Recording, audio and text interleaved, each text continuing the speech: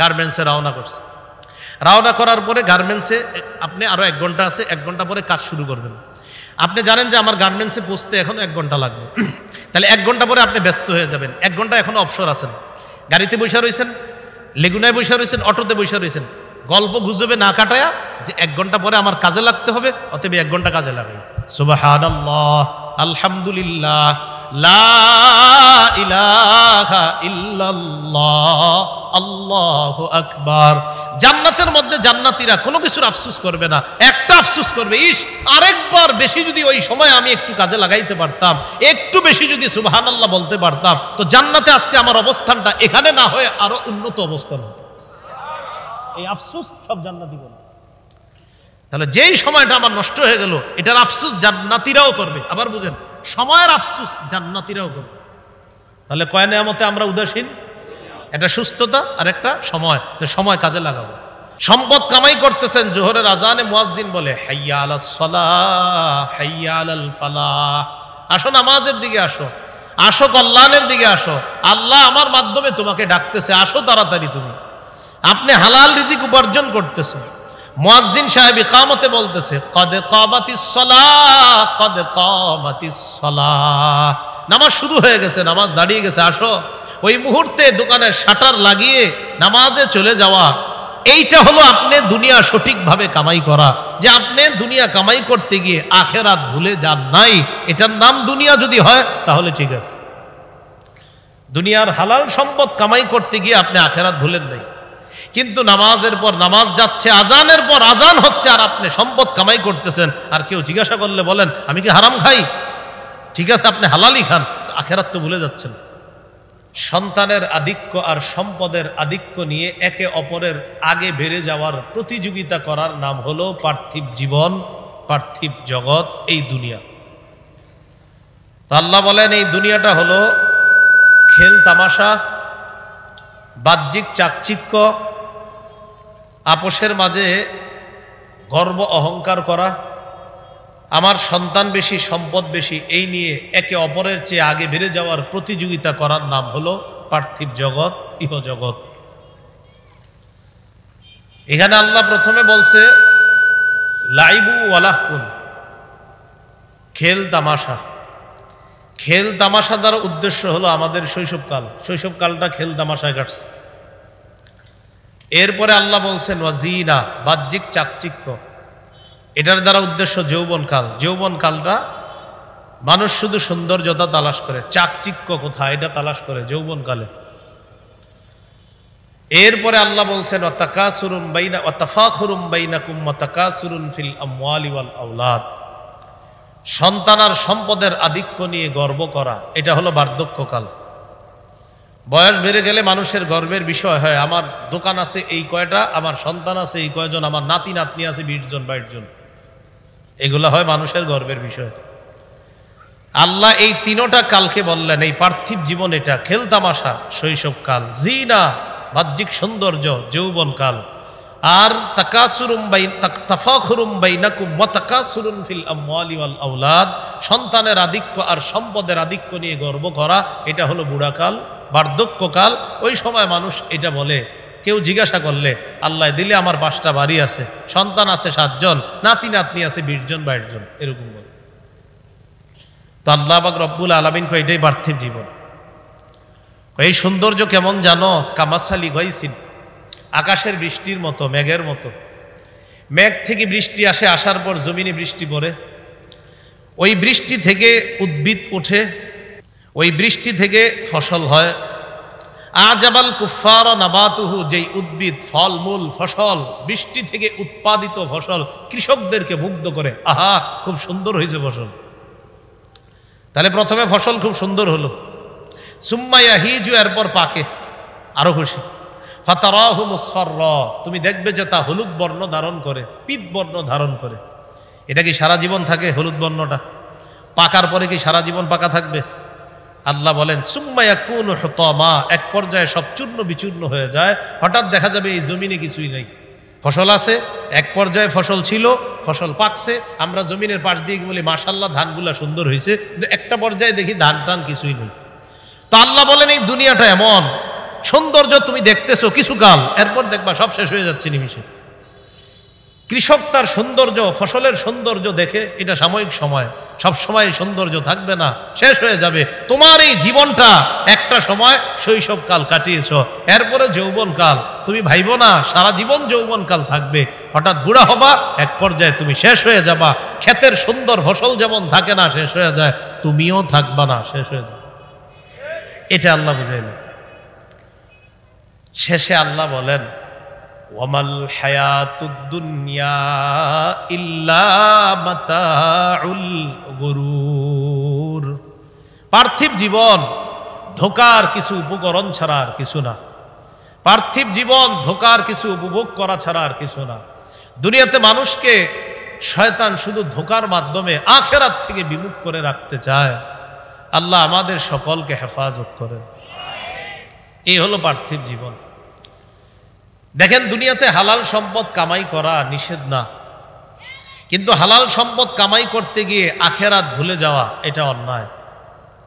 হালাল সম্পদ কামাই করা নিষেধ না, কিন্তু হালাল সম্পদ আপনি কামাই করতে গিয়ে আখিরাত ভুলে গেলেন, এটা হবে না। সম্পদ কামাই করতেছেন, জোহরের আজানে মুয়াজ্জিন বলে হাইয়া আলাস সালাহ হাইয়া আলাল ফালাহ, আসো নামাজের দিকে আসো, আসো কল্যাণের দিকে আসো, আল্লাহ আমার মাধ্যমে তোমাকে ডাকতেছে, আসো তাড়াতাড়ি। তুমি আপনি হালাল রিজিক উপার্জন করতেছেন।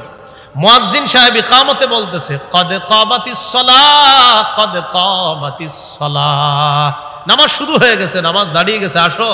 ওই মুহূর্তে দোকানের শাটার লাগিয়ে নামাজে চলে যাওয়া, এইটা হলো আপনি দুনিয়া সঠিকভাবে কামাই করা। যে আপনি দুনিয়া কামাই করতে গিয়ে আখিরাত ভুলে যান নাই, এটার নাম দুনিয়া যদি হয় তাহলে ঠিক আছে। দুনিয়ার হালাল সম্পদ কামাই করতে গিয়ে আপনি আখিরাত ভুলেন নাই, কিন্তু নামাজের পর নামাজ যাচ্ছে, আজানের পর আজান হচ্ছে, আর আপনি সম্পদ কামাই করতেছেন। আর কেউ জিজ্ঞাসা করলে বলেন আমি কি হারাম খাই? ঠিক আছে, আপনি হালালই খান, আখিরাত তো ভুলে যাচ্ছেন। এই জন্য সহিহ বুখারীর একটা বর্ণনা শোনেন, রাসূলুল্লাহ সাল্লাল্লাহু আলাইহি সাল্লাম বলেন, ইন্না হাদাল মাল খাদিরাতুন হুলওয়াতুন, এই সম্পদ সবুজ শ্যামল, হুলওয়াতুন সুমিষ্ট, এই সম্পদ সুমিষ্ট সবুজ শ্যামল। হাদিসের শেষের দিকে নবীজি বলেন, মান আখাযাহু বিহাক্কিহি, সম্পদ যদি কেউ সঠিকভাবে গ্রহণ করে, ওয়া ওয়াদাআহু ফি হাক্কিহি, আর সঠিক খাতে যদি ব্যয় করে। কি বলে দেখেন নবীজি, সম্পদ যদি কেউ সঠিকভাবে আয় করে আর সঠিক খাতে ব্যয় করে, ফানি'মাল মাউনা, আল্লাহ নবী বলেন এটা কতই না উত্তম সঞ্চয়, এটা কতই না চমৎকার সম্পদ। আয় করছে সঠিকভাবে, আবার সঠিক খাতে ব্যয় করছে, নবী এটা কতই না উত্তম, এটা কতই না নেয়ামতে পরিপূর্ণ সম্পদ। নবীজি আর পরেই বলতেছে, ওয়ামান আখাযাহু বিগাইরি হাক্কিহি, আর এই সম্পদকে যদি কেউ অন্যায়ভাবে গ্রহণ করে, কানা কাল্লাযী ইয়াকুলু ওয়া লা ইয়াশবাউ, সে ওই ব্যক্তির মতো যে শুধু খায় কিন্তু কখনো পরিতৃপ্ত হয় না।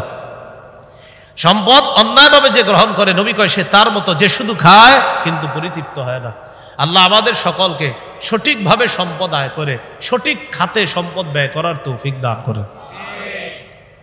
সহিহ বুখারীর বর্ণনা 6425 নম্বর হাদিস। বাহরাইনের সাথে রাসূল সাল্লাল্লাহু আলাইহি সাল্লামের সন্ধি হয়েছে। কোন দেশ? বাহরাইন। বাহরাইনের গভর্নর বানায়া দিলেন নবীর এক সাহাবীকে, তার নাম আলা ইবনুল হাজরামি। মনে থাকবে নি? আলা, একটু খালি মনে রেখেন আলা, বাকিটা মনে না রাখলেও চলবে। পুরা নাম আলা ইবনুল হাজরামি, আর কি পুরা নাম যদি পারেন ভালো মনে রাখলেন। আচ্ছা ভাই, নবীর একজন সাহাবী, এর দুটো মনে থাকবে। নবীজির এক সাহাবীকে বাহরাইনের গভর্নর নিযুক্ত করলেন। বাহরাইনের সাথে রাসূলের সন্ধি চুক্তি। তো সন্ধি চুক্তি হওয়ার পর গভর্নর সাহেবকে নিযুক্ত করার পর নিয়ম হলো প্রতি বছর উনি ট্যাক্স উঠাবে, কর উঠাবে, কারণ মুসলমানরা তাদের জানমালের নিরাপত্তা দিবে। এই জন্য এটা আমরা এই প্রত্যেক দেশে আপনার ট্যাক্স দিতে হয়, কর দিতে হয়।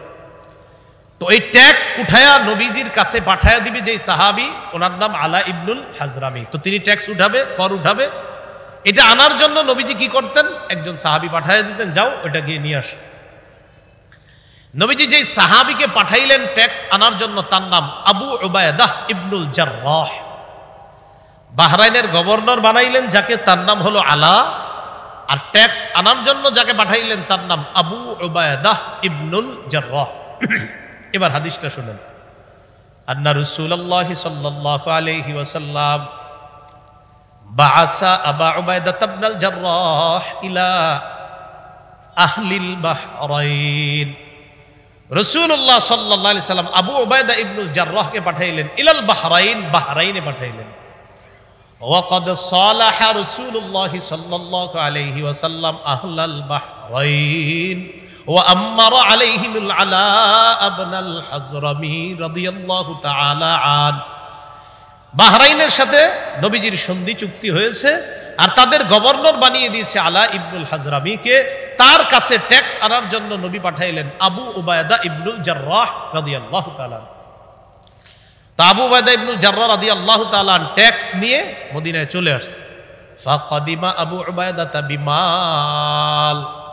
আবু উবায়দা রাদিয়াল্লাহু তাআলা ট্যাক্স বা কর নিয়ে, সম্পদ নিয়ে মদিনায় আসছে। ফাসামিআতিল আনসার বিকুদুমিহি। আবু উবায়দা যে সম্পদ নিয়ে আসছে মদিনায়, এটা আনসার সাহাবীরা শুইনা ফেলছে যে আবু উবায়দা সম্পদ নিয়ে আসছে। কি করা যায়? রাতে রাতে আসছে, অতএব ফজরের নামাজেই মসজিদে গিয়ে নবীর সামনে বসতে হবে। তো সম্পদ নিয়ে আসছে নবীর সাহাবী আবু উবায়দা। ফাওয়াফাতহু সালাতাস সুবহি মা রাসূলিল্লাহি সাল্লাল্লাহু আলাইহি ওয়াসাল্লাম। সবাই ফজরের নামাজ নবীর সাথে মসজিদে পড়ছে। ফালাম্মান সারাফা তা'আররাদু লা। নবীজি যখন সালাম ফিরালেন, সাহাবায়ে কেরাম কি করছেন? নবীজির সামনে নিজেদেরকে পেশ করলেন, একদম কাছাকাছি গিয়ে বসলেন নবীজির ফজরের পরে। নবীজিও ফজরের পরে কি করতেন? মুসল্লিদের দিকে ফিরে বসতেন। আমাদের দেশেও তো ফজরের পরে ইমাম সাহেব মুসল্লিদের দিকে ফিরে বসে না, নবীজিও বসতেন। তো সাহাবায়ে কেরাম কি করলেন? নিজেদেরকে পেশ করলেন নবীর সামনে। নবীজি দেখে বুঝতে পারছে যে এরা সম্পদের কথা শুনছে, তো এজন্য আমার কাছাকাছি এসে বসছে। ফাতাবাসসামা রাসূলুল্লাহ সাল্লাল্লাহু আলাইহি ওয়াসাল্লাম হিনা রাআহুম। নবীজি তাদেরকে দেখে একটা মুস্কি হাসি দিলেন। সবাই একটা মুস্কি হাসি দিলেন। নবীজি একটা মুস্কি হাসি দিলেন। মুস্কি হাসি কেন দিলেন? নবীজি মুস্কি হাসি দিলেন যে আমি বুঝছি কেন আসছো। মুস্কি হাসি দিয়ে নবীজি বললেন, আযুন্নুকুম সামি'তুম বিকুদুমি আবি উবায়দা ওয়া আন্নাহু জাআ বিমালিন। আমার ধারণা আবু উবায়দা যে সম্পদ নিয়ে আসছে এটা তোমরা শুনে ফেলছো, তাই আমার কাছাকাছি এসে পড়ছো, ঠিক না? ক্বালু আজাল ইয়া রাসূলুল্লাহ। সাহাবীরা কয়, জি হুজুর, ঠিকই বলছেন। সুবহানাল্লাহ। এবার মন দিয়ে শুনেন গুরুত্বপূর্ণ কথাগুলো। নবীজি বলেন, আবশিরু, সুসংবাদ গ্রহণ করো। ওয়া আমিলু মা ইয়াসুররুকুম, এবং তোমরা আশা রাখো যা তোমাদেরকে আনন্দ দিবে। এই জিনিসের আশা করো, এটা তোমরা আশা করো যা তোমাদেরকে আনন্দ দিবে। তবে তোমরা একটু শোনো, মাল ফাকরা আখশা আলাইকুম, দারিদ্রতা তোমাদেরকে পেয়ে বসবে, আমি নবী এই ভয় করি না। দারিদ্রতা তোমাদেরকে পেয়ে বসবে এই আশঙ্কা আমি করি না, এই ভয় আমি করি না। ওয়ালাকিন আখশা আলাইকুম আন তুবসাতা আলাইকুমুদ দুনিয়া কামা বুসিতাত আলা মান কানা ক্বাবলাকুম ফাতানাফাসুহা কামা তানাফাসুহা। তবে আমার আশঙ্কা, তোমাদের পূর্ববর্তী জামানার লোকদের সামনে দুনিয়া যেমন বিস্তৃত করে দেওয়া হয়েছে, দুনিয়া বিছিয়ে দেওয়া হয়েছে, তোমাদেরকেও দুনিয়া এমন বিছিয়ে দেওয়া হবে, বিস্তৃত আকারে দুনিয়া দেওয়া হবে। দুনিয়ার অঢেল ধন সম্পদ তোমাদেরকেও দেওয়া হবে, আগের জামানায় যেমন দেওয়া হয়েছে।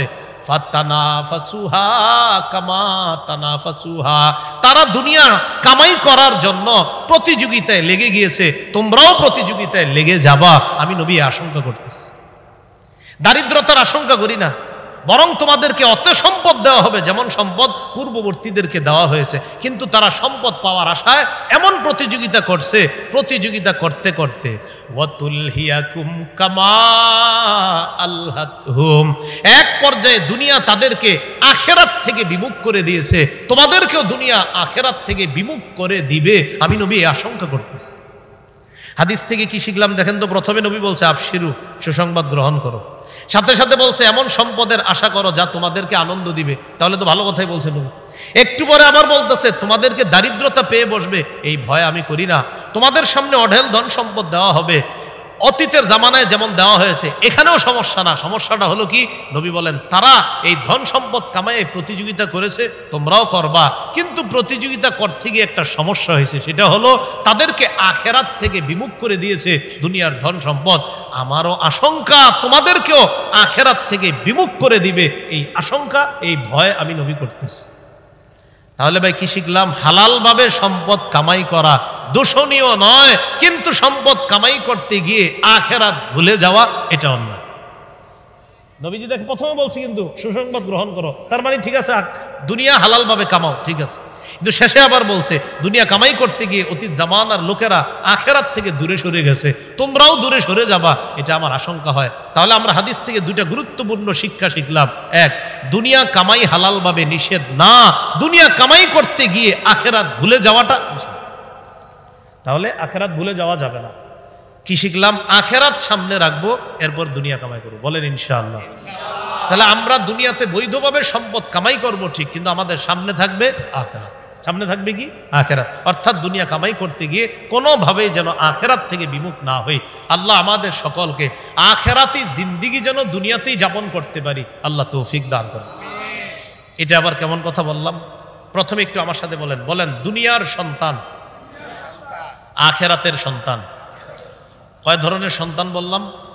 একটা দুনিয়ার সন্তান আর একটা আখেরাত। আচ্ছা, এবার হাদিস শুনি। সহিহ বুখারীর 6417 নম্বর হাদিস।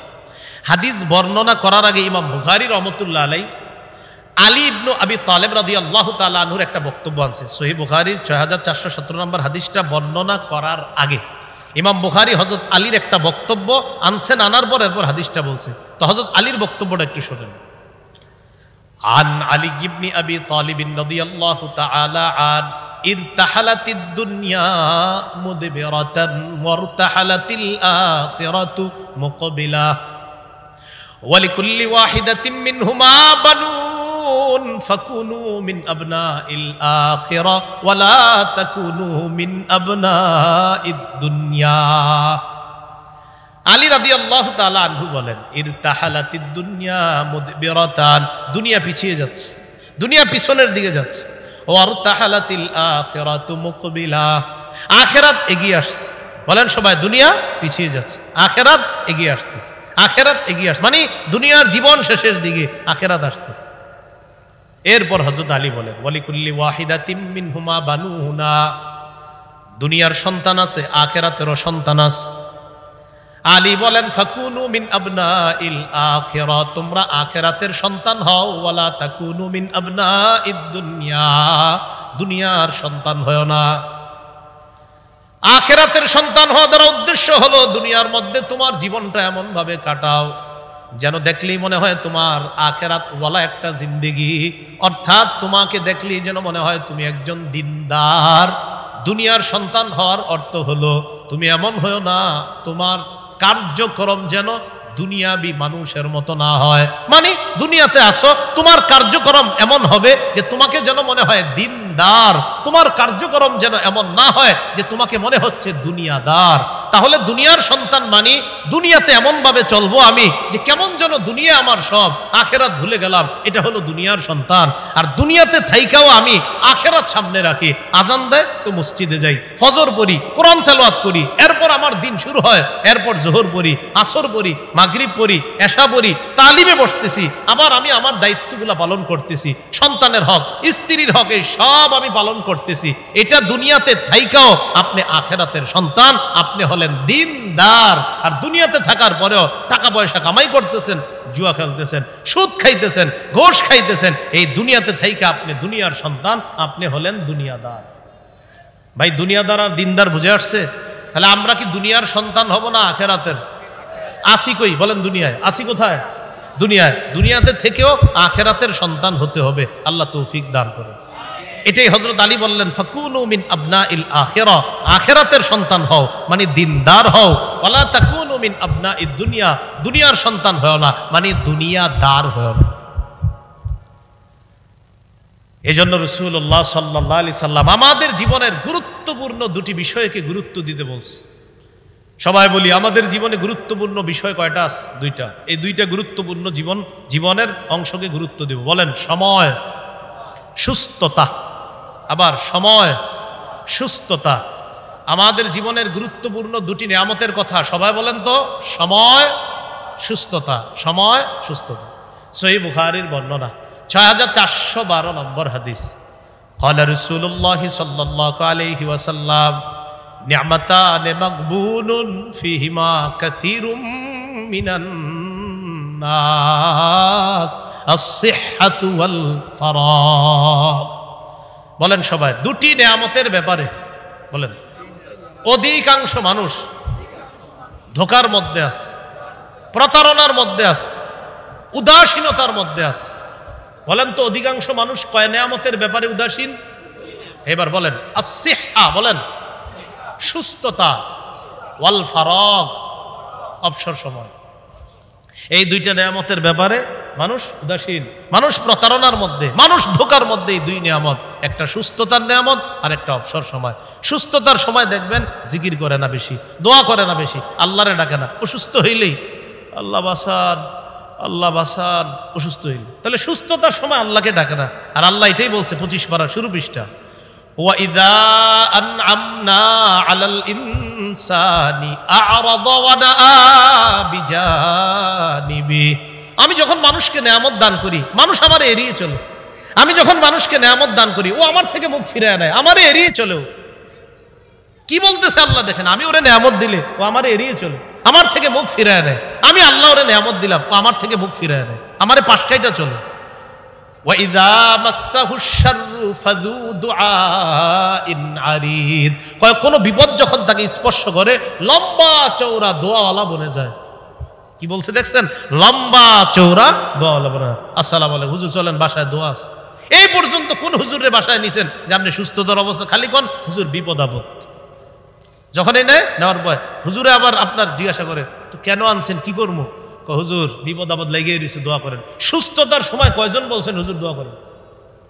রাসূলুল্লাহ সাল্লাল্লাহু আলাইহি সাল্লাম বলেন দুটা নিয়ামতের ব্যাপারে মানুষ উদাসীন, এক সুস্থতা, 2 নম্বর অবসর। সুস্থতার সময় আল্লাহ কয় ওরে আমি নিয়ামত দিলে আমারে এড়িয়ে চলে, পাশ কাইটা চলে। আর যখন বিপদ দেই ওরে, তখন লম্বা চওড়া দোয়ার, আল্লাহ বাসান, আল্লাহ বাসান। এজন্য আমার সাথে সবাই বলেন, বলেন বিপদে পড়ার সময় বলেন যতটা না আল্লাহকে ডাকি, এর চেয়ে বেশি সুখের সময় আল্লাহকে ডাকবো। তাহলে দুঃখের সময় আল্লাহকে যত ডাকি এর চেয়ে বেশি ডাকবো। কি অবস্থা? সুখের সময় বলেন ইনশাআল্লাহ। তাহলে সুখের সময় আমাদের রবকে বেশি বেশি ডাকবো, কারণ রব সুখের মধ্যে রাখছে, তাই রবকে বেশি বেশি ডাকবো। বলেন ইনশাআল্লাহ। তাহলে কয় নিয়ামতে উদাসীন? একটা সুস্থতা, আর একটা হলো অবসর সময়।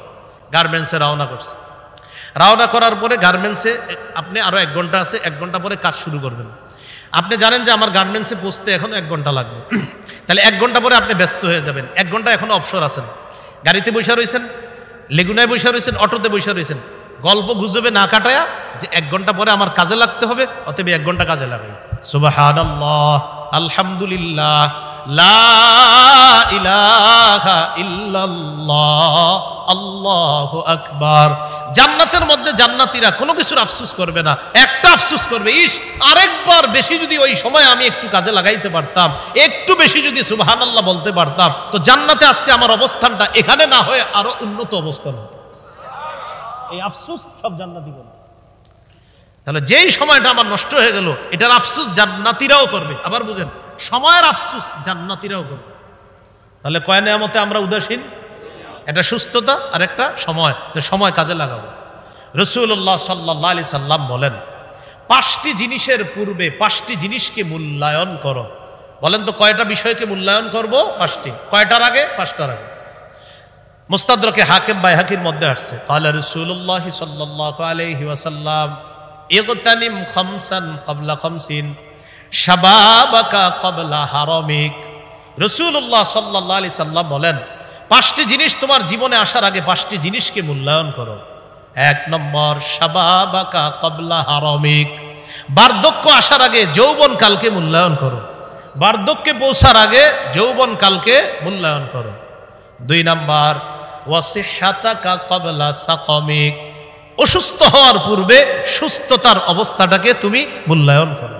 3 নম্বর ওয়া ফারাগাকা ক্বাবলা শুগুলিক, ব্যস্ত হওয়ার পূর্বে অবসর সময়টাকে তুমি মূল্যায়ন করো।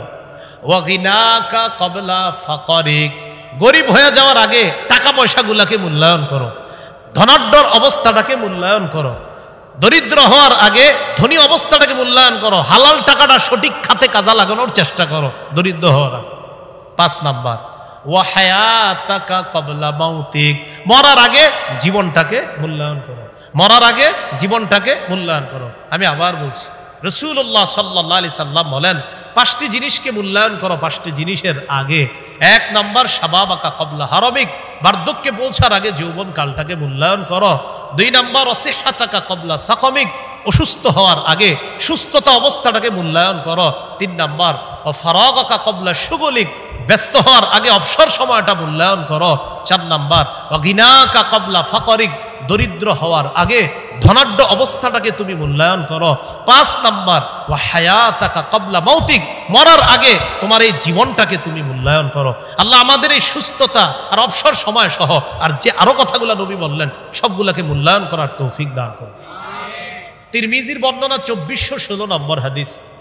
এই হাদিসের মধ্যে আসছে, আগে একটু আমরা পড়াশোনা করি সবাই, চলেন বলেন 5টি প্রশ্নের আগে বলেন কিয়ামতের ময়দানে আর 2 পা নড়বে না। তাহলে এক অংশ আমি, বাকি অংশ আপনারা বলেন তো, কয় প্রশ্নের আগে কিয়ামতের মাঠে 2 পা নড়বে না? 5টি প্রশ্নের আগে। ক্বালা রাসূলুল্লাহ সাল্লাল্লাহু আলাইহি ওয়াসাল্লাম লা তাজুলু কদামা ইবনি আদামা মিন ইনদি রাব্বিহি ইয়াউমাল কিয়ামাতি হাত্তা ইউসআলা আন 50।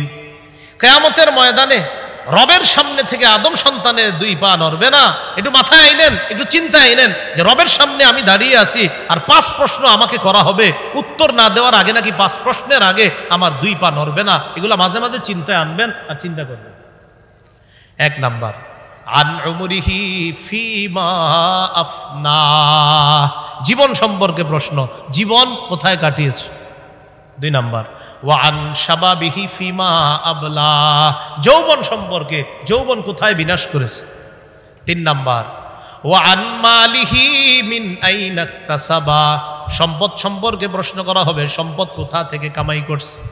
4 নাম্বার ওয়াফিমা আনফাকা, সম্পদ কোথায় ব্যয় করেছে। 3 নাম্বার কোত্থেকে আয়, 4 নাম্বার কোথায় ব্যয়। 5 নাম্বার ওয়া বিমাজা আমিলা ফিমা আলিমা, যা জেনেছে জানা অনুযায়ী আমল করেছে কিনা। এই 5 প্রশ্নের উত্তর না দেওয়ার আগে, 5 প্রশ্ন করার আগে আদম সন্তানের 2 পা নড়বে না। প্রিয় ভাইয়েরা, 1 নাম্বার জীবন, 2 নাম্বার যৌবন। 1 নাম্বার জীবন, 2 নাম্বার যৌবন। এর মানে আমার জীবন যৌবনের পুরাটা সময় পাই টু পাই হিসাব আল্লাহর কাছে দিতে হবে। আল্লাহ আমাদের সকলকে সুস্থতার সময় কাজে লাগানোর তৌফিক দান করেন। তাহলে আমরা পার্থিব জীবনে আছি, মনে আসেনি, ভুলে গেছে। শৈশবকাল, যৌবনকাল, বার্ধক্যকাল, পুরা সব মিলে আমাদের জীবনটা হবে সুস্থতার জীবন আছে। আবার সময়গুলা পুরাটা জীবনের প্রত্যেকটা অংশই, মুহূর্ত খুব গুরুত্বপূর্ণ, দামি। বিশেষ করে বালেগ হওয়ার পর আমার প্রতিটা মুহূর্ত কিন্তু আমাকে কঠিনভাবে চলতে হবে, বুঝে শুনে চলতে হবে, একটু যেন এদিক সেদিক না হয়। কেন? কারণ কিয়ামতের ময়দানে আমাকে প্রশ্নের মুখোমুখি হতে হবে। আল্লাহ আমাদের সকলকে সময়গুলা কাজে লাগানোর তৌফিক দান করেন। তো রাসূলুল্লাহ সাল্লাল্লাহু আলাইহি ওয়াসাল্লাম এক হাদিসের মধ্যে বলেন কিয়ামতের আগে সময় একদম নিকটবর্তী হয়ে যাবে। আমরা যে সময়টা আছি এই সময় দেখবেন বরকত পাইতেছি না আমরা। জুমা আজকে শুক্রবার না, এই দেখবেন হঠাৎ আবার শুক্রবার এসে গেছে, সময় কেমন যেন বরকত হচ্ছে না। এটা তিরমিজিতে আছে। তিরমিজির বর্ণনা 2332 নম্বর হাদিস। এই হাদিসের মধ্যে আছে ক্বালা রাসূলুল্লাহ সাল্লাল্লাহু আলাইহি ওয়াসাল্লাম লা তাকুমুস সাআতু হাত্তা ইয়াতাকারাবাজ জামান হাত্তা তাকুনাস সানাতু কাশ-শাহরি ওয়াশ-শাহরু কাল-জুমআ ওয়া তাকুনুল জুমআতু কাল-ইয়াওম ওয়া ইয়াকুনুল ইয়াওমু কাস-সাআ ওয়া তাকুনুস সাআতু কাদ-দারমাতি বিন-নার। রাসূলুল্লাহ সাল্লাল্লাহু আলাইহি সাল্লাম বলেন লা তাকুমুস সাআতু হাত্তা ইয়াতাকারাবাজ জামান, সময় পরস্পর নিকটবর্তী হওয়ার আগ পর্যন্ত কিয়ামত সংগঠিত হবে না। কিয়ামতের আগে সময়ের একদম বরকত কমে যাবে। হাত্তা তাকুনাস সানাতু কাশ-শাহরি, বছর হবে মাসের মতো। ওয়াশ-শাহরু কাল-জুমআ, মাস হবে সপ্তাহের মতো। ওয়া তাকুনুল জুমআতু কাল-ইয়াওম, 7 দিন হবে একদিনের মতো, সপ্তাহ হবে একদিনের মতো। ওয়া ইয়াকুনুল ইয়াওমু কাস-সাআ, একদিন হবে 1 ঘন্টার মতো। ওয়া তাকুনুস সাআতু কাদ-দারমাতি বিন-নার, ঘন্টা হবে অগ্নিস্ফুলিঙ্গের মতো। আগুনের উপরে একটা অগ্নিস্ফুলিঙ্গ হঠাৎ উপরে যায়, আবার নিচে নামে যেমন দ্রুত, ওই ঘন্টা এত দ্রুত চলে যায়। তো এখন আপনারা একটু চিন্তা করে দেখেন, রমজান মাস কিছুদিন আগে কাটাইছে, আবার দেখবেন হঠাৎ আপনার বলা হবে আগামীকাল থেকে তারাবি শুরু। হঠাৎ দেখবেন সময়, আমরা এমন একটা সময় আছি। তো এই জন্য দেখেন এই সময় খুব গুরুত্ব সহকারে কাটানো, আমরা যেন প্রতিটা মুহূর্ত সঠিকভাবে কাটাইতে পারি, আল্লাহ তৌফিক দান করেন। প্রত্যেকটা মুহূর্ত যাচ্ছে, আমার বয়স বাড়তেছে, আমার আমল নামা বাড়লো কিনা এটা চিন্তা করেন। তিরমিজির বর্ণনা 2329 নম্বর হাদিস। ক্বালা রাসূলুল্লাহি সাল্লাল্লাহু আলাইহি ওয়াসাল্লাম, রাসূলুল্লাহ সাল্লাল্লাহু আলাইহি সাল্লামকে প্রশ্ন করা হলো, আইয়ুন নাসি খায়রুন ইয়া রাসূলুল্লাহ, হুজুর কোন মানুষটা সবচেয়ে উত্তম? নবীজি বললেন, মান তালা উমরুহু ওয়া হাসুনা আমালু, যার বয়স বাড়ছে, আমল সুন্দর হয়েছে, এই মানুষটা সবচেয়ে উত্তম মানুষ। আবার বলছি, নবী বললেন, জিজ্ঞাসা করলেন, আইয়ুন নাসি খায়রুন, হুজুর কোন মানুষটা সবচেয়ে উত্তম? নবী বললেন, মান তালা উমরুহু ওয়া হাসুনা আমালু, যার বয়স বাড়ছে, আমল সুন্দর হয়েছে, এই মানুষটা সবচেয়ে উত্তম। এবার প্রশ্ন করা হলো, আইয়ুন নাসি শাররুন ইয়া রাসূলুল্লাহ, হুজুর কোন মানুষটা সবচেয়ে খারাপ, সবচেয়ে নিকৃষ্ট? নবী বললেন, মান তালা উমরুহু ওয়া সাআ আমালু, যার বয়স বাড়ছে, আমল খারাপ হয়েছে। বয়স বাড়ছে, আমল খারাপ। কাকায় চা খায় খালি বয়ে বয়ে, কেউ কাকা নামাজে যাইতেন না? আরে জামু, যাও তুমি। হ্যাঁ, কাকা নামাজে চলেন, দাওয়াত দিতেছে, আসমু, যাও। আরে কাকা আপনার বয়স তো 60-70 হয়ে গেছে, আসেন না। তুমি বেশি বুঝো, কাকা নামাজে আসেন, নামাজে আসেন। আল্লাহ রাসূল বলছে সবচেয়ে নিকৃষ্ট এই মানুষ, যার বয়স বাড়ছে, তার আমল খারাপ, এই মানুষ সবচেয়ে নিকৃষ্ট। এই জন্য মুরব্বী যারা আছে, অনেক মাশাআল্লাহ, বেশিরভাগ মুরব্বী তো মাশাআল্লাহ নামাজ পড়ে, কিন্তু যেই মুরব্বী কয়েকজন নামাজে আসতেছে না, যেই মুরব্বীদেরকে নামাজের দাওয়াত দিলে বলে বেশি বুঝো ইত্যাদি বইলা বলে যে তুমি যাও, আমার চেয়ে বেশি বুঝো, তোমার চেয়ে বয়স আমার কম, সাথে সাথে আপনি বলবেন, কাকা আপনার বয়স আসলেই বেশি, কিন্তু নবীজি হাদিসে বলছে যার বয়স বেশি আর আমল খারাপ সে সবচেয়ে নিকৃষ্ট, এটা নবী বলছে, নবী হাদিসে বলছে। তাহলে বয়স বাড়তেছে আর আমল খারাপ হইতেছে, নবী বলেন এটা শাররুন, এটা সবচেয়ে নিকৃষ্ট। আল্লাহ আমাদের জীবনের প্রত্যেকটা মুহূর্ত কাজে লাগানোর তৌফিক দান করেন। তো বলছিলাম শৈশবকাল, যৌবনকাল, বার্ধক্যকাল, এটা হলো জীবন। আল্লাহ বলছেন এইভাবে, ওয়াল হায়াতুদ দুনিয়া ইল্লা মাতাউল গুরুর, এই পার্থিব জীবন ধোকার একটা জায়গা ছাড়া আর কিছু না। তাহলে এবার আমার সাথে বলেন, বলেন প্রকৃত জীবন, আখিরাতের জীবন। আবার প্রকৃত জীবন কোন জীবন? আখিরাত। সহিহ বুখারীর 6413 নম্বর হাদিস, এই হাদিসের বর্ণনা, ক্বালা রাসূলুল্লাহ সাল্লাল্লাহু আলাইহি ওয়াসাল্লাম, আল্লাহুম্মা লা আইশা ইল্লা আইশুল আখিরা ফাসলিহিল আনসার ওয়াল মুহাজিরা। নবীজি বলেন, হে আল্লাহ, আখিরাতের জীবন প্রকৃত জীবন। নবীজি বলতেছে, হে আল্লাহ, আখিরাতের জীবন প্রকৃত জীবন। আল্লাহ আনসার আর মুহাজিরদেরকে আপনি সংশোধন করেন, পরিশুদ্ধ করেন। আমার সাহাবী আনসার মুহাজিরদেরকে, তাদেরকে সংশোধন করেন, তাদেরকে পরিশুদ্ধ করেন। নবীর এই দোয়া আল্লাহ এত কবুল করছে যে সাহাবায়ে কেরামের প্রতি আল্লাহ এত খুশি হয়েছে, তাদের জীবনের প্রতি আল্লাহ এত খুশি। রাদিয়াল্লাহু আনহুম ওয়া রাদু আন, সাহাবায়ে কেরামের প্রতি আল্লাহ খুশি হয়ে গেছে, সন্তুষ্ট হয়ে গেছে, আর সাহাবীরাও আল্লাহর প্রতি সন্তুষ্ট। সহিহ বুখারীর বর্ণনা 6414 নম্বর হাদিস। এই হাদিসের বর্ণনাকারী সাহাল ইবনে সাদ আস-সাঈদী রাদিয়াল্লাহু তাআলা, তিনি বলেন, কুন্না মা রাসূলিল্লাহি সাল্লাল্লাহু আলাইহি ওয়াসাল্লাম ফিল খানদাক, আমরা রাসূলুল্লাহ সাল্লাল্লাহু আলাইহি সাল্লামের সাথে খন্দকে ছিলাম। খন্দক একটা যুদ্ধের নাম। খন্দক মানে গর্ত খনন করা। সালমান ফারসি রাদিয়াল্লাহু তাআলা আনহুর পরামর্শে রাসূলুল্লাহ সাল্লাল্লাহু আলাইহি সাল্লাম গর্ত খনন করলেন, যেন কাফেররা ওপাশ থেকে এই পাশে আসতে কষ্ট হয়। এই গর্ত খননের কাজে আল্লাহর নবী নিজে হাত মুবারক খরচ করে, হাতের কষ্ট ব্যয় করে নবী নিজে অংশগ্রহণ করছে। নবী নিজে গর্ত করছে। তো সাহাবী কি বলে দেখেন, সাহাল ইবনে সাদ আস-সাঈদী রাদিয়াল্লাহু তাআলা আনহু বলেন, আমরা নবীর সাথে খন্দকে ছিলাম। ওয়া হুয়া ইয়াহফিরু, নবী নিজে গর্ত খনন করতেছে। ওয়া নাহনু নানকুলুত তুরাব, আমরা মাটি বহন করে করে স্থানান্তরিত করছিলাম। দেশ গ্রামে মাটি কাটা দেখছেন, একজন কাইটা দেয় আর অন্যরা নেয়। তো নবীজি কাটতেছে আর আমরা মাটি বহন করতেছি, আবার অন্যরাও কাটতেছে। মজার বিষয় যে নবীজিও কাটতেছে, এটা হলো আশ্চর্যের বিষয়। সুবহানাল্লাহ। তো নবীজি হঠাৎ তাকায় দেখে সাহাবায়ে কেরামের খুব কষ্ট হইতেছে। এক তো আপনার গরম, আবার পাথুরে জমিন, তো কাটা কত কষ্ট। সাহাবীদেরকে সান্ত্বনা দেওয়ার জন্য আর কাজের গতি বাড়ানোর জন্য তো সাহাবীরা বলে ওয়ায়ামুরু বিনা, নবী আমাদের পাশ দিয়ে অতিক্রম করলেন, আমাদের দিকে তাকায় বললেন আল্লাহুম্মা লা আইশা ইল্লা আইশুল আখিরা ফাগফির লিল আনসারি ওয়াল মুহাজিরা। নবী তাদেরকে উৎসাহ দেওয়ার জন্য বললেন, আল্লাহ আখিরাতের জীবন, প্রকৃত জীবন, আমার এই আনসার মুহাজির সাহাবীদের সকলকে আপনি মাফ করে দিন। কাজের গতি বাড়ায় দিচ্ছে। আমাদের নবী এত সুন্দর দোয়া করে, তারও কাজ করে। রাসূল সাল্লাল্লাহু আলাইহি সাল্লাম আমাদের শিক্ষামূল, প্রকৃত জীবন কোনটা? আখিরাত। এটাই প্রকৃত জীবন, আখিরাতের জীবন। এটা আমার বলার মূল উদ্দেশ্য যে প্রকৃত জীবন আখিরাত। আখিরাতের জীবনে যদি জান্নাতি হয়ে যেতে পারি, বলেন ইনশাআল্লাহ। আল্লাহ আমাদের সকলকে আবার জান্নাতে যেন দেখা করায় দেয়। সহিহ বুখারীর 6415 নম্বর হাদিস। এই হাদিসের বর্ণনাকারীও সাহাল ইবনে সাদ রাদিয়াল্লাহু তাআলা, তিনি বলেন ক্বালা রাসূলুল্লাহ সাল্লাল্লাহু আলাইহি ওয়াসাল্লাম মাউদিউ সাউতিন ফিল জান্নাহ খায়রুম মিনাদ দুনিয়া ওয়া মা ফিহা। জান্নাতে চাবুক রাখার জায়গা, জান্নাতে চাবুক পরিমাণ জায়গা, একটা চাবুক রাখবেন যতটুকু জায়গা লাগবে, এই জান্নাতের চাবুক পরিমাণ জায়গা পুরো দুনিয়াতে যা কিছু আছে এর চেয়ে উত্তম। বলেন কোন জীবন প্রকৃত জীবন? কোন জীবন প্রকৃত জীবন? তাহলে ওই জীবনে চাবুক রাখার জায়গা দুনিয়ার জীবনে যা কিছু আছে এর চেয়ে উত্তম।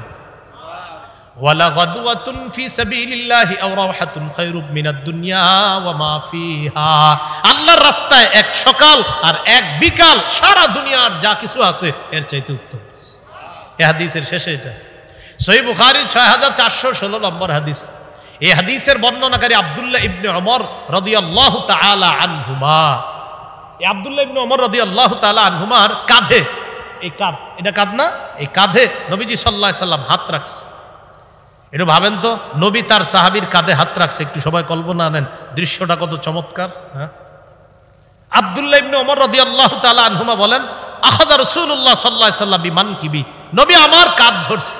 কোন নুসখা আছে বিমানকিবি গিয়া আমার দুই কাঁধে হাত রাখছে। সুবহানাল্লাহ। হাত রাখার পর আমাকে বললেন কুন ফিদ দুনিয়া কাআন্নাকা গরীব আও আবিরু সাবিল। ও ইবনে ওমর, দুনিয়াতে তুমি এমন ভাবে থাকো যেন তুমি একজন আগন্তুক, যেন তুমি একজন অপরিচিত। আও আবিরু সাবিল, অথবা তুমি একজন মুসাফির। আচ্ছা, আমি আগন্তুক, আমি অপরিচিত।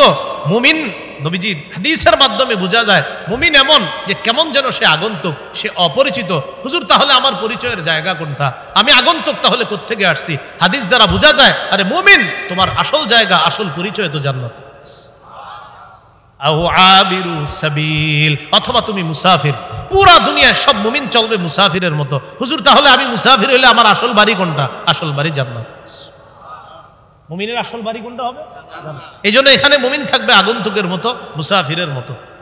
ইবনে ওমর রাদিয়াল্লাহু তাআলা আনহুমা এবার যে কথাটা বললেন, এটা স্বর্ণাক্ষরে লিখে রাখার মতো, পকেটে রাখবেন। ডেলি গার্মেন্টসে যখন আসবেন, বিভিন্ন ফ্যাক্টরিতে কাজে যাবেন, এটা সকালে একবার দেখবেন, সন্ধ্যা একবার দেখবেন। ইবনে ওমর কি বলে দেখেন, ইদা আমসাইতা ফালা তানতাজিরিস সাবাহ ওয়া ইদা আসবাহতা ফালা তানতাজিরিল মাসা। ইদা আমসাইতা ফালা তানতাজিরিস সাবাহ। বলেন আমার সাথে সবাই, যখন সন্ধ্যায় উপনীত হও সকালের অপেক্ষা করো না। যখন সকালে উপনীত হও সন্ধ্যার অপেক্ষা করো না। প্রিয় ভাইয়েরা, কর্মস্থলে দিনের প্রথমে একটু তাকাইবেন লেখাটার দিকে।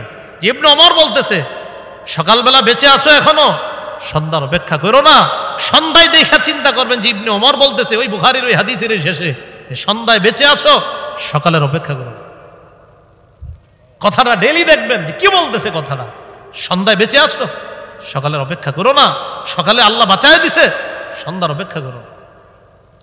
এরপরে বলতেছে ওয়া খুয মিন সিহহাতিকা লিমারাদিকা ওয়া মিন হায়াতিকা লিমাউতিকা, তুমি সুস্থতা অবস্থায় অসুস্থ অবস্থার জন্য কিছু গ্রহণ করো, আর জীবনে থাকতে মৃত্যুর পরবর্তী জীবনের জন্য তুমি কিছু গ্রহণ করো।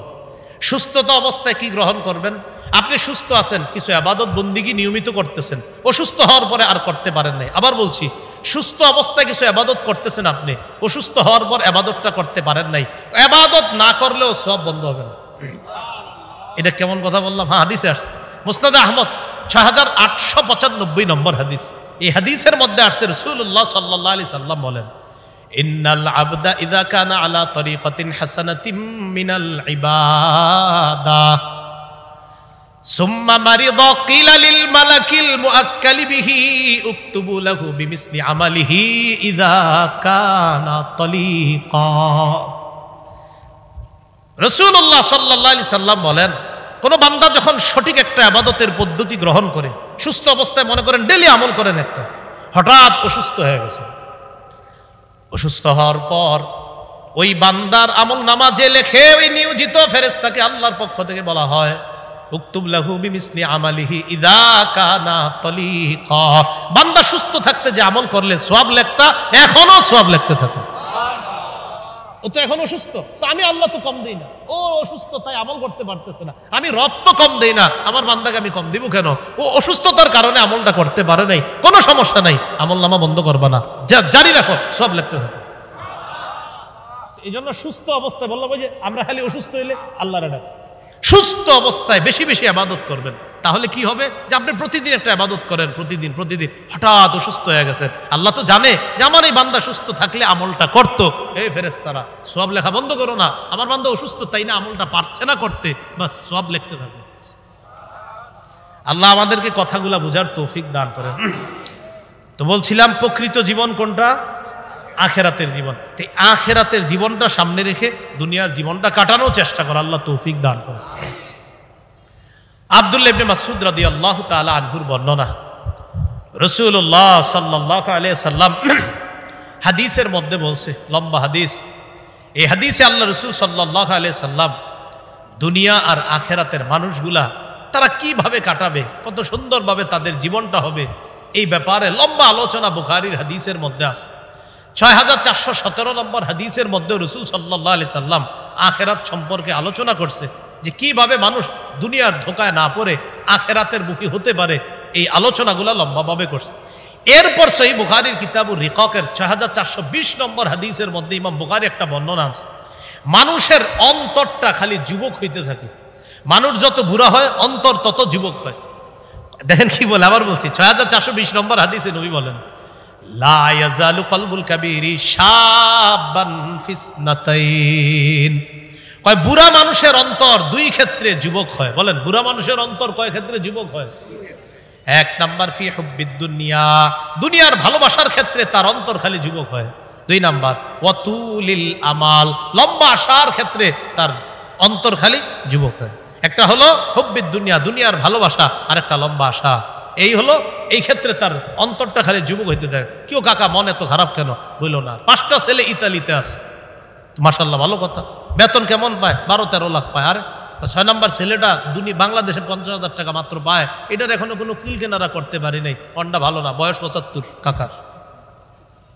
রাসূলুল্লাহ সাল্লাল্লাহু আলাইহি সাল্লাম বলেন, লা ইয়াজালু কলবুল কাবীরি শাবান, বুড়া মানুষের অন্তর দুই ক্ষেত্রে খালি যুবক হয়, খালি যুবক হয়। ফি হুব্বিদ দুনিয়া, দুনিয়ার ভালোবাসা, ওয়াতুলিল আমাল, আর হলো লম্বা আশা। তো যাই হোক, বুড়া মানুষের অন্তর এই দুই ক্ষেত্রে যুবক যদিও হয়, আখেরাত যেন ভুলে না যায়। ভাই কি বললাম? আখেরাত যেন ভুলে না। সহিহ বুখারী 6421 নম্বর হাদিসে আছে, ইয়াকবারু ইবনু আদম ওয়া ইয়াকবারু মাহু ইসনান, আদম সন্তান বড় হয়, ওয়া ইয়াকবারু মাহু ইসনান, দুই ক্ষেত্রে তার আশাটাও বড় হয়। আদম সন্তানের বয়স বাড়ে, দুই ক্ষেত্রে তার আশাও বাড়ে। রাসূল বলেন, ইয়াকবারু ইবনু আদম, আদম সন্তানের বয়স বাড়ে, ওয়া ইয়াকবারু মাহু ইসনান, বয়স বাড়ার সাথে সাথে দুই ক্ষেত্রে তার আশাটাও বাড়তে থাকে। এক নাম্বার হুব্বুদ দুনিয়া, দুনিয়ার ভালোবাসা। দুই নাম্বার ওয়াতুলুল উমর, এই হাদিসে আসছে উমর, লম্বা জীবন দুনিয়াতে থাকবে, এই আশা তার খালি বাড়ে। আরো কাকা বয়স কত? 95। তুই আরো বাঁচতে চায়, আরো বাঁচতে চায়, এই হলো আশা। তো এই দুই ক্ষেত্রে তাদের আশা এগুলা বাড়তে থাকে। সহিহ বুখারীর বর্ণনা 6433 নম্বর হাদিস। এই হাদিসের মধ্যে লম্বা হাদিসের শেষে একটা কথা আছে, এই কথাটা একটু মন দিবেন। আগে পুরো হাদিসটা শুনেন আর শেষের কথাটা মন দিবেন। কি কয় দেখেন। একজন ব্যক্তি আছে, তার নাম ইবনে আবান। বলেন কি নাম? ইবনে আবান। তার পুরো নামটা হলো হুমরান ইবনে আবান। কি নাম? হুমরান। ইমরান না, হুমরান। হুমরান ইবনে আবান, মানে হামিম র আলিফ নুন, হুমরান ইবনে আবান। ইমাম বুখারী মূল সনদে, মূল মতন মানে মূল হাদিসের উপরে আনছে আন্না ইবনে আবান, শেষে আবার ইমাম বুখারী লিখে দিছে যে ইবনে আবান হলো হুমরান ইবনু আবান। এই হুমরান ইবনু আবান থেকে বর্ণনা, তিনি বলেন আতাইতু উসমান ইবনে আফফান রাদিয়াল্লাহু তাআলা আন বিতুহুরিন ওয়া হুয়া জালিসুন আলাল মাকাঈদ। ওসমান গনি রাদিয়াল্লাহু তাআলা এক জায়গায় বসা, আমি তার কাছে ওযুর পানি নিয়ে গেলাম, ওযুর পানি। ফাতাওয়াদ্দা ফাহসানাল উযুআ, তিনি সুন্দরভাবে ওযু করলেন। ওযু করার পর হযরত ওসমান বললেন রাআইতুন নাবিয়্যা সাল্লাল্লাহু আলাইহি ওয়াসাল্লাম তাওয়াদ্দা, আমি আল্লাহর রাসূলকে ওযু করতে দেখেছি ফি হাদাল মজলিসি, এই মজলিসে। হযরত ওসমান বলেন আমি নবীরে এই মজলিসে ওযু করতে দেখেছি। সুম্মা ক্বালা ফাহসানাল উযুআ, নবী সুন্দরভাবে ওযু করছে। সুম্মা ক্বালা, এরপর আল্লাহ নবী বলছে মান তাওয়াদ্দা মিসলা হাযাল উযু, আমি নবী যে এইভাবে ওযু করলাম, এইভাবে যদি আমার কোনো উম্মত ওযু করে, সুম্মা আতাল মাসজিদা, এরপর যদি সে মসজিদে আসে, সুম্মা রাকা রাকাতাইন, এরপর যদি সে 2 রাকাত নামাজ পড়ে, সুম্মা জালাসা, এরপর কিছু সময় মসজিদে বসে থাকবে, গুফিরা লাহু মা তাকদ্দামা মিন যামবি, তার আগের সব গুনাহ মাফ করে দেওয়া হবে। সুন্দরভাবে ওযু করবেন, ওযু করে মসজিদে যাইবেন, 2 রাকাত নামাজ পড়বেন, এরপর একটু বসবেন, নবীজি বলেন আগের গুনাহ মাফ।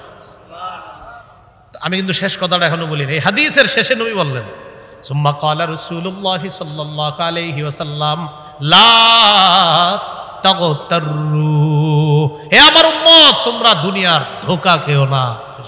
লা তাগতাররু, ধোঁকা খেও না তোমরা, এই পার্থিব জগতের ধোঁকা খেও না। তোমাদের প্রকৃত জীবন, প্রকৃত জীবন লা তাগতাররু। হাদিসের শেষে নবী বলছে লা তাগতাররু, ধোঁকা খেও না। এই জন্য প্রিয় মুসলমান ভাইয়েরা, নেককার মানুষ দুনিয়া থেকে আস্তে আস্তে বিদায় নিচ্ছে। এই নেককাররা থাকতে তাদের থেকে যত বেশি উপকৃত হওয়া যায়, গাজীপুরের উলামায়ে কেরামের, তাদের যত কাছাকাছি যাইতে পারবেন, আল্লাহওয়ালা বুজুর্গ যারা, তাদের যত কাছে যাইতে পারবেন, কাছের উলামায়ে কেরামদেরকে বেশি গুরুত্ব দিবেন, তাদের যত সোহবত নেওয়া যায়। সহিহ বুখারী 6434 নম্বর হাদিসে আছে ইয়াযহাবুস সালিহুনা আল আউয়াল ফাল আউয়াল, নেককার মানুষ একে একে চলে যাবে। নবী বলেন ইয়াযহাবুস সালিহুনা আল আউয়াল ফাল আউয়াল, নেককার মানুষগুলো একে একে চলে যাবে। রাসূলুল্লাহ সাল্লাল্লাহু আলাইহি সাল্লাম বলেন নেককার মানুষগুলো একে একে চলে যাবে। এই কথা বলার পর নবী বলেন ওয়া তাবকা হুফালাতুন কাহুফালাতিশ শাঈরি আওয়াত তামরি, এরপর অব্যবহার্য খেজুরের অংশের মতো কিছু অপদার্থ মানুষ বেঁচে থাকবে। ভালো মানুষগুলা চলে যাবে, হুফালা যেগুলা বেঁচে থাকবে সব অকেজু, অপদার্থ, এরা কাজের মানুষ না। লা ইউবালিহিমুল্লাহু বালাতান, আল্লাহ তাদেরকে কোনো গ্রাহ্যই করবে না, এদেরকে আল্লাহ কোনো গ্রাহ্য করবে না। ভাই নেককাররা কিন্তু চলে যাচ্ছে। আপনি দেখেন গত 2-3 বছর আমাদের দেশে বড় বড় বুজুর্গ আলেমরা বিদায় নিচ্ছে, হ্যাঁ অনেক। তো এই জন্য উলামায়ে কেরাম নেককার যারা, তাদের সোহবতে বেশি বেশি যান, আখিরাতের ফিকির তাদের কাছ থেকে শিখার চেষ্টা করেন, আল্লাহ তৌফিক দান করেন। এইগুলো সহিহ বুখারীর 6434 নম্বর হাদিসের বর্ণনা। সহিহ বুখারীর বর্ণনা 6435 নম্বর হাদিসের মধ্যে আল্লাহ রাসূল সাল্লাল্লাহু আলাইহি সাল্লাম বলেন তাইসা আব্দুদ দিনার ওয়াদ দিরহাম, স্বর্ণওয়ালারা ধ্বংস, রূপাওয়ালারা ধ্বংস, ওয়াল কাতিফা ওয়াল খামিসা, রেশমের পোশাকওয়ালারা ধ্বংস, পশমের পোশাকওয়ালারা ধ্বংস। বুঝাইছে যারা দুনিয়াদার হয়ে আখিরাত ভুলে গেছে তারা ধ্বংস। রূপা তো নিষেধ না, স্বর্ণ তো নিষেধ না, স্বর্ণ মানুষ ব্যবসা করে, রূপার ব্যবসা করে। তো রাসূল বলতেছে তাইসা আব্দুদ দিনার, স্বর্ণের দাসরা ধ্বংস, ওয়াদ দিরহাম, রূপার দাস ধ্বংস, ওয়াল কাতিফা, রেশমের দাসরা ধ্বংস, ওয়াল খামিসা, পশমের দাসরা ধ্বংস। এর মানে স্বর্ণওয়ালা, রূপাওয়ালা, রেশমওয়ালা, পশমের পোশাকওয়ালা, বুঝাইছে যে ধন সম্পদওয়ালারা ধ্বংস। উদ্দেশ্য হলো যে যারা ধন সম্পদের মোহে আখিরাত ভুলে গেছে। এটা আবার সহিহ বুখারীর আরেক বর্ণনা আছে স্পষ্ট। রাসূল তার এক সাহাবীরে বলতেছে ইন্নাল মুকিল্লিনা ইন্নাল মুকসিরিনা হুমুল মুকিল্লুনা ইয়াউমাল কিয়ামা সম্পদশালীরা কিয়ামতের ময়দানে সওয়াব হবে একদম কম। সাথে সাথে আল্লাহ নবী বলেন, তবে যাদেরকে আল্লাহ প্রচুর সম্পদ দিছে আর সে সঠিক খাতে ব্যয় করছে, দুনিয়াতে তার সম্পদও যেমন বেশি, আখিরাতে তার সওয়াবও হবে বেশি। তাহলে কি শিখে এখান থেকে আমরা শিখলাম বল কি আপনার, যে স্বর্ণওয়ালা রূপাওয়ালা এরা ধ্বংসমানী, স্বর্ণ রূপার মোহে পড়ে পিছনে পড়ে যারা আখিরাত ভুলে যাবে। তো ভাই আমার মূল কথাটা, দুনিয়ার জীবন এটা হলো ধোকার জীবন, ধোকার জিন্দেগি। আখিরাতের জীবন প্রকৃত জীবন। মুমিনের জন্য এটা পরীক্ষার জায়গা। এখানে মুমিন সব কাজ করবে আখিরাতকে সামনে রেখে। আমরা সবাই আখিরাতকে সামনে রেখে এই দুনিয়ার জীবনটা যেন কাটাইতে পারি, আল্লাহ তৌফিক দান করেন। তাহলে সামনে রাখতে হবে কি বলেন তো, আখিরাত। একটা হাদিস শোনেন, মজার হাদিস, সহিহ বুখারী 6436 নম্বর হাদিস। এই হাদিসে আসছে, এটা খুতবায় পড়ছি, এই হাদিসের অনুবাদ দিতে করলাম না, তো ওয়াজই হইল না, শুরুতে এটা পড়ছি। লাউ আন্নাল ইবনি আদামা, এটা বললাম না, লাউ আন্নাল ইবনি আদামা ওয়াদিয়ানি মিন মাল, আদম সন্তানের যদি সম্পদের দুইটা এলাকা থাকে, কয়টা, মানে আপনার দুই এলাকা পরিমাণ স্বর্ণের মালিক আপনি, দুই এলাকা, দুইটা উপত্যকা, লাত্তাকা সালিসা, সে বলবে আরেকটা লাগবে। দুই এলাকার শুধু স্বর্ণ আছে, মানে আপনি এই পুরা গাজীপুর কি আছে, কয় পুরা গাজীপুরে খালি স্বর্ণ আর স্বর্ণ, এটার মালিক আমি। আদম সন্তান বলবে আরেকটা লাগবে, লাহাব্বা সালিসা, ও বলবে আমার তৃতীয়টা লাগবে। ওয়ালা ইয়ামলাউ জাওফা ইবনি আদম ইল্লা তুরাব, নবী বলেন মাটি ছাড়া ওর পেট কেউ ভরতে পারে না। সেটা কি, সেটা হলো কবরের মাটি। মৃত্যু হবে, তার পেট ভরবে, এর আগে তার পেট ভরবে না। তো প্রিয় ভাইয়েরা আবার আসেন, বলেন শৈশবকাল, যৌবনকাল, বার্ধক্যকাল, এটা হলো আমাদের জীবন। এই জীবনের সময়গুলা খুব কাজে লাগাতে হবে। গুরুত্বপূর্ণ দুটি নিয়ামত আছে আমাদের জীবনে, কি কি জানি, সুস্থতা আর হলো সময়। এই দুইটা সময়, সুস্থতা, দুইটাকে আমরা কাজে লাগাইতে হবে, কারণ প্রতিটা সময় মুহূর্ত এগুলার হিসাব আল্লাহর কাছে দিতে হবে। আল্লাহ আমাদের সকলকে এই দুনিয়ার মধ্যে আমরা যখন কাটাবো, আমরা যেন আখিরাতের সন্তান হয়ে দুনিয়াটায় কাটাতে পারি। মনে আছে হযরত আলীর কথা, আখিরাতের সন্তান হয়ে যেন দুনিয়ার জীবনটা আমরা শেষ করতে পারি। আল্লাহ তৌফিক দান করেন। সুবহানাল্লাহি ওয়া বিহামদিহি, সুবহানাকাল্লাহুম্মা ওয়া বিহামদিকা, আশহাদু আল্লা ইলাহা ইল্লা আনতা, আস্তাগফিরুকা ওয়া আতুবু ইলাইক। মিম্বরের আমানত যারা অতিথি নিয়েছেন, আপনাদের জন্য সুসংবাদ হলো পঞ্চম ষষ্ঠ খণ্ডও বের হয়েছে। আগে তো 4 খণ্ড বের হয়েছিল। আমি গত বছর বলছিলাম বের হবে, সবাই খালি জিজ্ঞাসা করছেন কবে কবে কবে, তো আমি খালি বলতাম আসতেছে আসতেছে, আইসা গেছে, অনলাইনে পাওয়া যাচ্ছে। পঞ্চম খণ্ডের আলোচনা হলো ইসলামের প্রথম ভিত্তি নিয়ে, আশহাদু আল্লা ইলাহা ইল্লাল্লাহ ওয়া আশহাদু আন্না মুহাম্মাদান আবদুহু ওয়া রাসূলুহু, এই দুই অংশ নিয়ে প্রথম খণ্ডের আলোচনা, মানে আপনার পঞ্চম খণ্ডের আলোচনা। ষষ্ঠ খণ্ডের আলোচনা হলো ইসলামের দ্বিতীয় ভিত্তি, নামাজ নিয়ে। তো পঞ্চম ষষ্ঠ খণ্ড এই দুইটাও নতুন আসছে, মার্কেটও আছে। আর ওরা আজকে গাড়িতে 6 খণ্ড নিয়ে এসেছে, ওই প্রকাশনী থেকে নিয়ে এসে 6 খণ্ড মনে হয় ওদের গাড়িতে আছে। যদি থাকে 6 খণ্ড ভালো, না থাকলে 1 2 3 4 তো আছে। প্রথম খণ্ড যারা নেবেন, আমি বারবার বলি এটা মুখস্থ করে ফেলবেন, জামাই বউ দুজন। প্রথম খণ্ডটা, প্রথম খণ্ডে সন্তানের 64টা অধিকার, প্রতিদিন 5টা মুখস্থ করবেন। আর ম্যাডাম আর আপনি দুজন একজন আরেকজনকে শোনাবেন, এই 5টা করে, এরকম 60টা মুখস্থ, 64টা মুখস্থ করে ফেলবেন। দ্বিতীয় খণ্ডে শিরিক বেদাত কুফর তাওহীদ, তৃতীয় খণ্ডে হালাল হারাম, আর চতুর্থ খণ্ডের আলোচনা হলো আপনার স্বামীর 24টা অধিকার, স্ত্রীর 19টা অধিকার। এগুলো আপনারা দুনোদল ভালো করে পড়বেন বাসায় নিয়ে। পঞ্চম খণ্ডে তো বললাম ইসলামের প্রথম ভিত্তি, ষষ্ঠ খণ্ডে ইসলামের দ্বিতীয় ভিত্তি। সবগুলা যদি থাকে ভালো কথা, ওই গাড়ির কাজ না ভাঙা গাড়ি থেকে দেখেন আছে কিনা সবগুলা সংগ্রহ করতে পারে। আল্লাহ আমাদের সকলকে যে কথাগুলা বললাম শুনলাম। আচ্ছা আচ্ছা সভাপতি 1 মিনিট শুধু দেন।